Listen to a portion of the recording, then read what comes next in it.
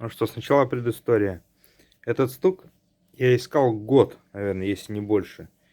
Какой он был? Он был в левой части. Вот отсюда, с салона именно, как-то графтал. Как определить, салон или подвеска? Да просто, если вы не можете определить, я уже много километров накатал в этом в багажнике. Меня возили в багажнике.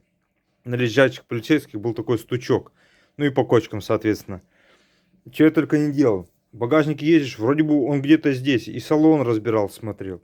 Ну нету и все, ничего. Уже думал, в двери, дверь качаешь, в двери ничего не стучишь. Как отличали, подвеска это или нет. По подвеске берешь, садился в багажник, проехался, послушал, какой стук. Стучали по подвеске по-разному. Именно по подвеске глуховатый, ближе, ближе, ближе. И когда стучишь по салону, все, стук с салона. Определить, что стук с салона. Год не мог найти. И дело случая. Приезжает человек ко мне. Там то все ему сделал по УАЗу тоже. И он мне говорит, подтяни мне дверь. Мне вот не нравится, что она, видите, она у меня не продавливается. Если отсюда посмотреть, она прям у меня не продавливается. А у меня она прям так гуляла. То есть она вот у меня немного вот так вот так она ходила у меня примерно. То есть где-то, ну где-то миллиметра 3-4. А он говорит, мне пофигу, что она будет туже закрываться, потуже открываться, сделай мне вот подтяни. Я не вопрос, подтянул.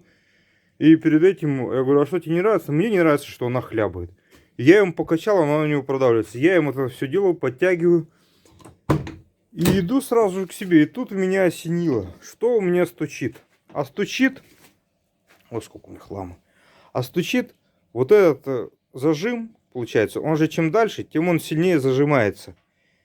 И он просто у меня дверь, из-за того, что ходила, зажим не дожимался, вот этот направляющий. Он, получается, частично только доходил, вот этот конус. Свет.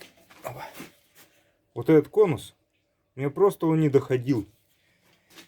И все, и дверь из-за этого. Она вроде так закрывалась, но из-за того, что вот она ходила так, следовательно, у нее был ход и вот так, вертикальный. И она просто-напросто брякала вот по этой площадочке и внутри зажима. Зажим-то как был не дожат, он, получается, подскакивал и вот этой железкой постукивал по своему креплению. Вот здесь он постукивал. Вроде бы он так все прижат, а он когда подпрыгивал вот на двери, вот и постукивал. Решается это элементарно, как и настраивал человеку дверь. То есть вот это крепление само замка открутил, подальше внутрь его просто подпихнул и опять закрутил. Все. Дверь после этого, получается, соответственно, он сдвинулся, все, дверь теперь закрывается чуть похуже. Так вот. Ну, в принципе, что похуже, она так и закрывается нормально. С придавливанием. Все, стук пропал. Год я его искал, и только вот по случаю нашел. А сейчас, месяц назад у меня опять появился стук, но уже другой. Вот этот стук был на кочках, подскакивал где. А сейчас у меня стук появился, что я выезжаю. И особенно на холодную, когда переваливается машина влево-вправо, он так стук-стук. Ну, тут сразу было понятно, что он более глухой, в подвеске. Вот он. Это сайлентблок вырвало. 23 тысячи пробега. Просто-напросто рессора стучит по уху. Видите, она съехал. То есть я беру сразу же. Его просто сдвинул сюда. И все, он ходит на втулке. Буду себе менять. И те резиновые втулочки сразу поменять. Сайлентблок правый, думаю, пока не буду. Сейчас посмотрю, попробую прошевелить его. Мне интересна статистика. Просто за одним сразу расскажу. Что на УАЗах, на одном УАЗе, вот я недавно менял, ну, комплект. Втулки, рессоры.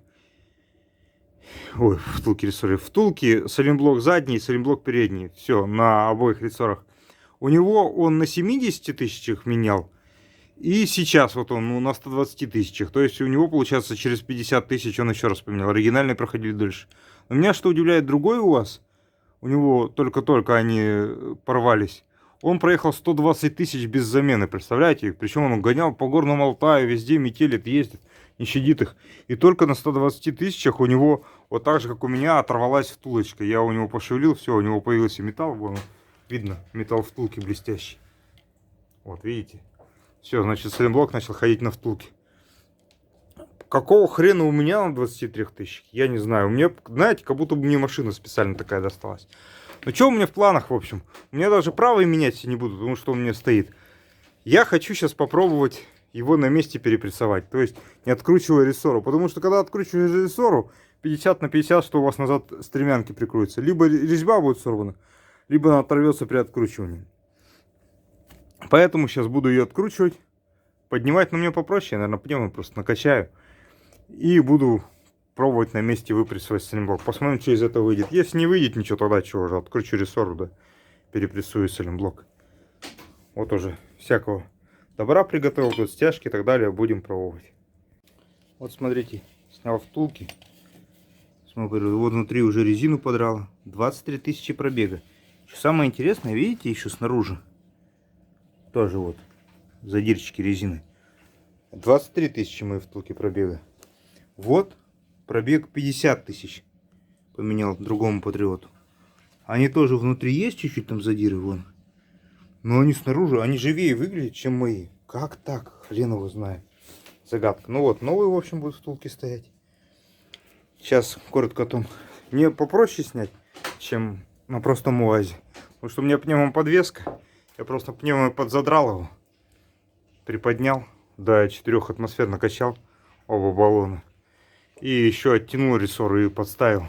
Доску сюда вставил между рамой и рессорой. Ну все. Получается, серьгу снял, вытащил. Сейчас буду пытаться сайлентблок выколотить. Посмотрим, как получится. Сниму, как это вышло. И буду пытаться запрессовывать. Вот как выглядит у меня выпрессовыватель сайлентблоков. Это стяжка для пружины, чтобы стягивать на стойках. Сюда просто шайбу подложил. По размеру примерно подшипник тут подложил, чтобы не проваливались. Это ключ. Насколько хренов знает. Ну, любую трубу можно. Чтобы она была больше сайлентблока, но меньше рессора. И сюда головку подобрал, чтобы она впритык подошла. Тут тоже шайб подложил. Единственное, что пришлось сделать, это сейчас покажу. Это вот здесь под углом вот эти стяжки сделаны. То есть они не отплавлены. Видите, как под углом неровно. Из этого перекашивал головку. Пришлось пожертвовать чуть-чуть, сточить ее, чтобы ровную поверхность сделать. И все. И она спокойно, вот попробовал трещоткой, прям легко идет, продавливает. Вон сайлентблок пошел. Дальше я сейчас бахну пистолетом. Я ради эксперимента попробовал, легко ли идет трещотка, прям в элементе. Сейчас думал уже даже сразу новый сайлентблок попутно загнать, чтобы этот выдавить и задавить. Но думаю, не буду уже так изощряться. Лучше сейчас старый выдавлю и новый запрессую. Вот так выглядит выпрессовка. Сейчас запрессовка, посмотрю, как будет выглядеть. Не удержался, решил все-таки снять, как он выпрессовывается, скорость. Только вот осторожно, уши сейчас будут. Грохот. Так, пробуем.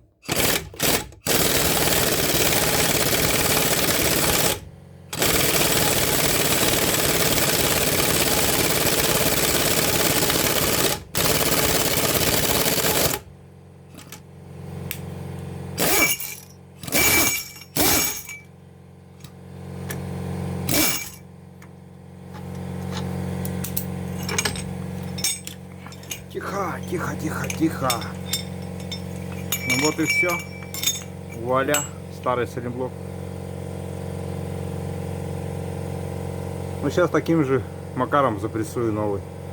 Забыл сказать, что вот серьга, которая крепится. Вот один болтик только. Из потерь только один болтик. Вот он выкрутился вместе с резьбой. Ну что он так туго идет?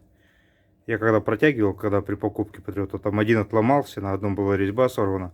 А вот здесь, вот он, без резьбы. Ну все, новый нашел болт, все. Все, сейчас запрессовываем. Запрессовывать буду с другой стороны, потому что в эту сторону упирается штырь. Вот это, сюда вот. Поэтому с этой стороны вставил, придется уже трещоткой запрессовывать, а не пистолетом. Скорее всего.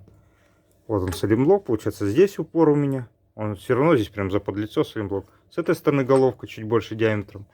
Шайбы на всякий случай, чтобы она не вдарилась сильно в головку, не перекашивала там сильно.